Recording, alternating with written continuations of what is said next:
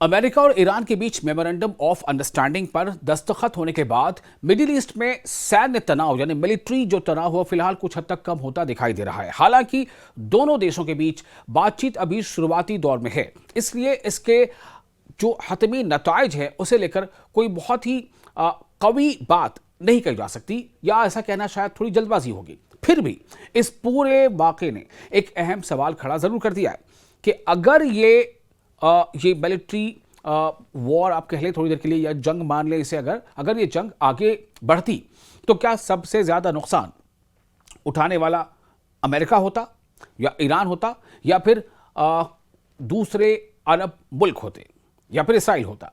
इस सवाल पर जो माहिरीन है उनकी अलग अलग राय सामने आ रही है। फारस की खाड़ी के अरब देशों को चिंता है। फारस की खाड़ी के जो भी वहां अरब कंट्रीज हैं उन्हें इस बात की फिक्र है कि अमेरिका और ईरान के बीच जारी बातचीत से तेहरान को कहीं ज्यादा यानी सोच से कहीं ज्यादा रियायतें मिल सकती हैं, जिससे इलाके में उसका असर और मजबूत हो जाएगा। यह बात कहीं ना कहीं चर्चा में है, जबान पर है। खासतौर पर MOU में यानी मेमोरेंडम ऑफ अंडरस्टैंडिंग में ईरान के बैलिस्टिक मिसाइल प्रोग्राम पर किसी साफ पाबंदी का उसमें इशारा नहीं मिलता है। उनकी चिंता इस वजह से और ज्यादा बढ़ जाती है, उनकी फिक्र बढ़ जाती है।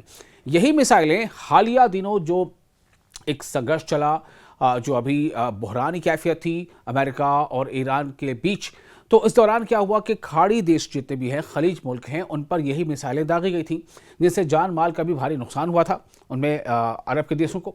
दिलचस्प बात यह है कि जंग के दौरान डोनाल्ड ट्रंप एडमिनिस्ट्रेशन ईरान की मिसाइल कैपेबिलिटीज को खत्म करना अपने अहम टारगेट्स का वो हदफ बताते थे कि हमारा हदफ है कि मिसाइल प्रोग्राम को हमें तबाह करना है। हालांकि बाद में पेरिस दौरे के दौरान डोनाल्ड ट्रंप ने अपने रुख में कुछ नरमी दिखाते हुए कहा कि अगर दीगर मुल्कों के पास बैलिस्टिक मिसाइलें हैं तो ईरान को भी एक लिमिटेड लेवल पर ऐसी ताकत रखने से महरूम रखना ये मुनासिब नहीं होगा।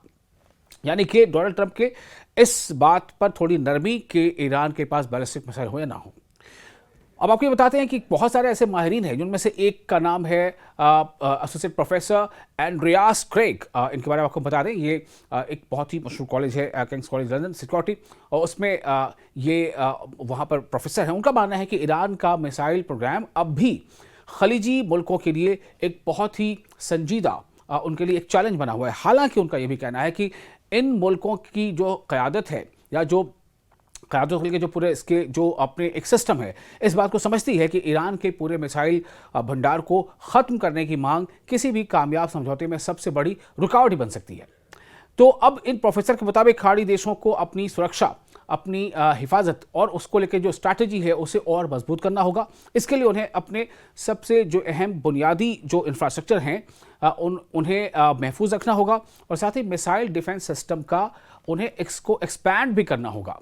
साथ ही इंटरसेप्टर मिसाइलों की जो ताकत है उसे बढ़ानी होगी, उसका जो भी उनके पास एक लेवल है उसे बढ़ाना होगा। साथ ही मुस्तकबिल में सीधे सीधे मिलिट्री टकराव से बचने के लिए तेहरान के साथ डायलॉग का रास्ता हमेशा के लिए बनाए रखना ज़रूरी होगा।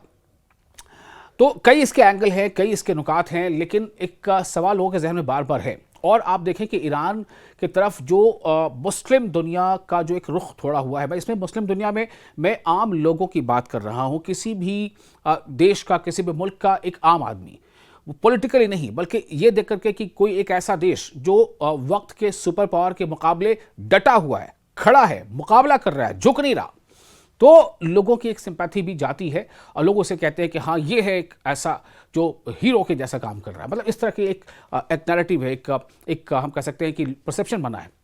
हालांकि हालिया जंग में जो खलीजी मुल्क को जो माली और जो स्ट्रैटेजिक जो नुकसान उठाना पड़ा है और उनके जो इंफ्रास्ट्रक्चर की जो कमजोरियां सामने आई हैं, उसके बारे में जो प्रोफेसर एंड्रियास क्रेग हैं उन्होंने इस पूरे एग्रेशन का सबसे बड़ा नुकसान उठाने वाला पक्ष नहीं माना। उनके मुताबिक स्ट्रैटेजिकली ये सबसे ज़्यादा नुकसान इसराइल को हुआ है। उनका कहना है कि इसराइल ने अमेरिका के साथ अपनी जो पॉलिटिकल और डिप्लोमेटिक जो उसकी जो एक हम कह सकते हैं कि उसका एक पूंजी थी, उसका बड़ा हिस्सा उसने खर्च कर दिया है। प्रोफेसर कहते हैं। साथ ही जो वेस्टर्न कंट्रीज़ हैं उनकी जो वहाँ की जो पब्लिक का जो एक मैंडेट सामने देखने को मिला, पब्लिक का जो रुख देखने को मिला है, उससे भी उसकी छवि को, उसका जो इम्प्रेशन है वो काफ़ी ख़राब हुआ है। इसराइल की छवि, इसराइल का इम्प्रेशन वेस्टर्न कंट्रीज़ में, कई मुल्कों में। तो ये एक आम तौर से बात जहन में लोगों के बन गई है कि वो अपनी सुरक्षा रणनीति यानी जो डिफेंस स्ट्रैटेजी उसके तहत अमेरिका को इस इलाके में महंगे और लंबे तनाव की ओर धकेल रहा है।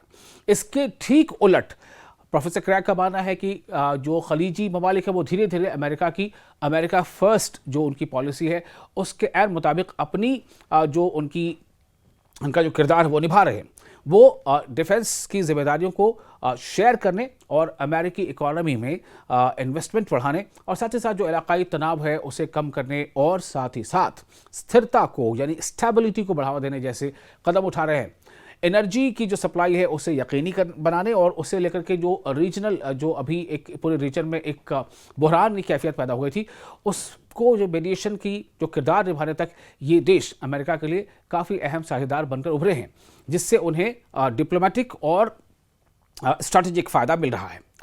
वहीं वाशिंगटन में एक मिडिल-ईस्ट इंस्टीट्यूट है, वहाँ के जो एक रिसर्चर है वो हसन मुनीमना, वो इस बारे में अपना एक अलग रुख करते हैं। उनके मुताबिक जो खलीजी ममालिक हैं वो इस बहरान से फ़ायदा उठाने वाले लोगों में शामिल हो सकते हैं, लेकिन इसकी वजह उनकी कोई बड़ी स्ट्रैटेजिक जीत नहीं, बल्कि असल वजह वो ये बताती हैं कि ये जंग अगर लंबी चलती तो उन्हें कहीं ज़्यादा भारी कीमत चुकानी पड़ती। तो ये आपको मैं बता रहा हूँ, जो राय है इनमें कई हमने अलग अलग जो मीडिया आउटलेट्स है उनके इंटरव्यूज़ का मुशाहिदा करके उसका मुतालबा करके और कुछ और ज़राए हैं उसमें BBC भी है या दूसरे भी ज़राए हैं या डॉक्टर वेले हैं, तो कई ऐसे ज़राए से इस बात को इकट्ठा करके मैंने आपके सामने रखा है। सिर्फ इसे कोशिश की है कि ताकि आप इस बात को भी गौर करें, समझें कि क्या वाकई अमेरिका ईरान के इस पूरे एग्रेशन के और टशन के दौर से अगर फ़ायदे में ईरान कुछ हद तक है तो क्या अमेरिका भी फ़ायदे में, या ईरान को फ़ायदा ज़्यादा है, या उसके मुकाबले जो खलीजी ममालिक क्या उन्हें नुकसान है, ये सवाल ही उठ रहा है। लेकिन ऐसा नहीं है, ये आपको समझना है कि इसके कितने पहलू हो सकते हैं और इसके क्या इसके असरात हो सकते हैं। आप देख रहे थे न्यूज़ 18 का सोशल मीडिया प्लेटफॉर्म।